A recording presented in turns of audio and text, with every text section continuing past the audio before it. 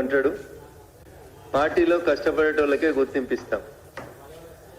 ఎన్ని సంవత్సరాల తర్వాత గుర్తుకొచ్చింది అనేది ఒకసారి హరీష్ చెప్పాలి. 20 సంవత్సరాల తర్వాత 10 సంవత్సరాలు అధికారంలో ఉండి అధికారం కోల్పోయిన తర్వాత ఇప్పుడు ఏమంటున్నాడు హరీష్ అంటే, పార్టీలో కష్టపడే కార్యకర్తలకి గుర్తింపు ఇస్తాం అంటే ఇన్ని రోజులు ఇవ్వలేదని ఒప్పుకురు కదా. ఇంకో మాట చెప్తున్నాడు ఆయన, ఉద్యమకారులకు పార్టీలో సముచిత స్థానం కల్పిస్తాం. ఎన్నేళ్ల తర్వాత 2001 ఏప్రిల్ జలదృశ్యం కాడికి వెళ్ళి మొదలుకొంటే ఓడిపోయిన తర్వాత ఇవాళ కార్యకర్తలు గుర్తుకొచ్చారు, ఉద్యమకారులు గుర్తుకొస్తారు టీఆర్ఎస్ పార్టీ నాయకులకి. ఇది పూర్తిగా సిగ్గుచేటు. నిజంగా ఈ రెండు మాటలకి, ఈ రెండు పదాలకి మీకు అర్థం తెలిసినా, ఈ పదాలకు మీరు కట్టుబడేది ఉన్నా, మీకు ఒక పరీక్ష అనుకుంటారో, మీ నిజాయితీని మీరు నిరూపించుకుంటారో మీరు చెప్పాలి. రేపు ఎన్నికలు వస్తే ఏప్రిల్ 2024లో ఈ రెండు మాటలకి మీరు కట్టుబడి ఉంటారా? ఒకటి, ఉద్యమకారులకు సీట్లు ఇస్తాం. 2, పార్టీలో కష్టపడి పనిచేసినటువంటి కార్యకర్తలకి సముచిత స్థానం ఇస్తాం. ఈ రెండు మాటలకి మీరు కట్టుబడి మీ నీతిని, మీ నిజాయితీని నిరూపించుకోవాలని చెప్పి నేను ఈ సందర్భంగా విజ్ఞప్తి చేస్తా ఉన్నా. జై తెలంగాణ అనే పదానికి అర్థం చెప్పి, తెలంగాణ అనేటువంటి ఉద్యమానికి ఊపు తెచ్చి, తెలంగాణ రాష్ట్ర సమితిలో కార్యకర్తలుగా పనిచేసి 2001 నుంచి కుటుంబాలను కోల్పోయి కుటుంబ సభ్యులు ఆత్మహత్య చేసుకున్న, జై తెలంగాణ అనే నినాద కోసం పనిచేసినటువంటి అనేక మంది కార్యకర్తలు, అమరులైనటువంటి కుటుంబాలు, అన్ని త్యాగం చేసినటువంటి కుటుంబాలని మీరు ఏ రోజు పట్టించుకోలేదు అని చెప్పుకోవడానికి సజీవ తార్కాణం మలిదశ తెలంగాణ ఉద్యమాన్ని మలుపు తిప్పిన శ్రీకాంతచారి తల్లి శంకరమ్మ గారు. శంకరమ్మ గారి ఇంటికి పోయి మనమని బర్త్డే ఉందంటే బావ బామ్మర్దులు ఇద్దరు కలిసి భోజనం చేసుడు కాదు. కనీసం మీకు మానవత్వం ఉంటే, మీరు మనుషులైతే, నిన్న మీరు మాట్లాడినటువంటి రెండు పదాలకు మీకు అర్థం తెలిస్తే, ఏది, కష్టపడ్డ వారికే పార్టీలో గుర్తింపు ఇస్తాం, ఉద్యమకారులకు పార్టీలో సముచిత స్థానం ఇస్తాం. ఇంతకాలం ఇయ్యలేకపోయినాం, తప్పైంది, చెంపలేసుకుంటున్నాం, కొత్త అమరవీరుల స్తూపం కట్టినాం, ఆ అమరవీరుల సాక్షిగా శంకరమ్మ పేరు వాడుకొని అన్యాయం చేసినాం అని తప్పైంది అని చెప్పి బావా బామ్మర్దులు ఇద్దరు వచ్చి కొత్త అమరవీరుల స్తూపం కాడ తప్పైందని చెంపలేసుకొని ముక్కురాలకు రాసి ఇప్పుడు వచ్చేటువంటి 17 సీట్లన్నా, 2024 ఏప్రిల్లో వచ్చేటువంటి 17 సీట్లైనా ఉద్యమకారులకి, తమ కుటుంబాల సభ్యుల్ని కోల్పోయిన వాళ్ళకి, అసలు సిసలైనటువంటి కార్యకర్తలకు ఇస్తామనేటువంటి మాట ఆ అమరవీరుల స్తూపం దగ్గర ప్రమాణం చేయండి.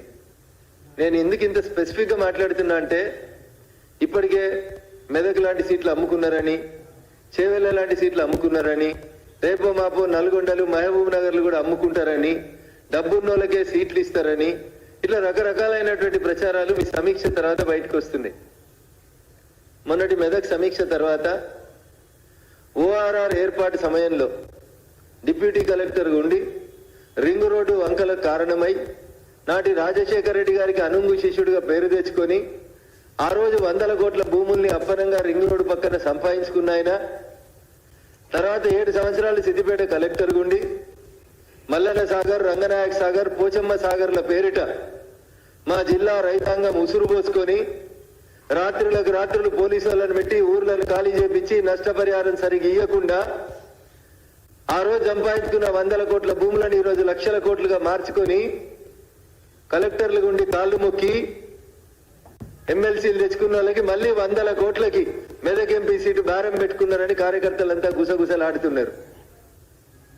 లేదు లేదు, మేము అట్లా ఇయ్యం, నిజంగా నిజాయితీగా ఉంటాం, ఒక కార్యకర్తకి ఇస్తాం, 2001 నుంచి పనిచేసిన వాళ్ళకి ఇస్తాం, ఎవరైతే కుటుంబాలు అమరులను త్యాగం చేసిందో ఆ కుటుంబాలకు ఇస్తాం అని చెప్పే దమ్ము ధైర్యం మీకుందా? లేదు. ఎందుకంటే మీరు గెలిచేది లేదు, సచ్చేది లేదు. వచ్చిన కాడికి దండుకుందాం, ఎన్ని వీలైతే అన్ని అమ్ముకుందాం, పోయినసారి అమ్ముకున్నట్టు మళ్ళీ ఈసారి ఎంపీ సీట్లని అమ్ముకుందామనే ఆలోచన తప్ప హరీష్ గారు కానీ, కేటీఆర్ గారు కానీ నిన్న తెలంగాణ భవన్ లో మాట్లాడిన మాటలకి కట్టుబడి ఉంటారా? ఇంతకాలం ఆ కుటుంబాలకి న్యాయం చేయనందుకు తప్పైందని చెంపలేసుకొని తెలంగాణ తల్లి విగ్రహం దగ్గర చెప్తారా? పాత అమరవీరుల స్తూపం దగ్గరికి వస్తారా? కొత్త అమరవీరుల స్తూపం దగ్గరికి వచ్చి చెప్తారా? చెప్పాలి. ఇవన్నీ ఒక పక్కుంటే దయ్యాలు వేదాలు వల్లించినట్లు ఏది పడితే అది మాట్లాడుతూ ఇంకా ఏదేదో మాట్లాడుతూ ఉన్నారు. అసలు ఎందుకు సిగ్గు అనిపిస్తలేదో నాకు అర్థమైతలేదు. బీజేపీ కాంగ్రెస్ కలిసేట బీఆర్ఎస్ ను కథం చేయాలని చూస్తున్నాయని ఇంకొక ఆయన అంటాడు, బామ్మరిది అంటాడు. బావ ఇట్లా మాట్లాడితే బామ్మరిది అంటాడు, బీజేపీ కాంగ్రెస్ కలిసి బీఆర్ఎస్ ని కథం చేయాలని చూస్తా ఉన్నాయి. అయ్యా కేటీఆర్ గారు మర్చిపోయినట్టున్నారు.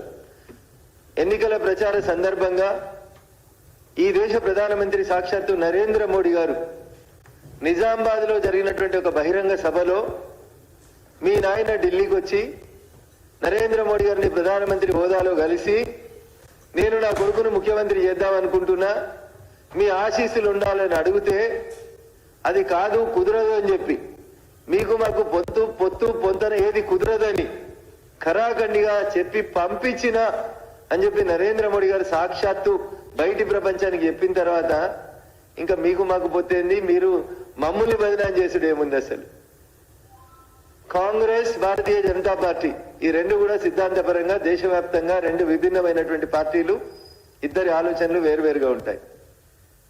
మేం ప్రపంచంలో ఉన్నటువంటి హిందూ బంధువులందరి ఆకాంక్ష రామ మందిరం కట్టాలని మేము కొట్లాడితే రామ మందిరం వద్దని వకీళ్లను పెట్టి కొట్లాడినటువంటి పార్టీ కాంగ్రెస్ పార్టీ. ప్రపంచంలో ఉన్నటువంటి ప్రతి ఒక్కరు రామ మందిర నిర్మాణాన్ని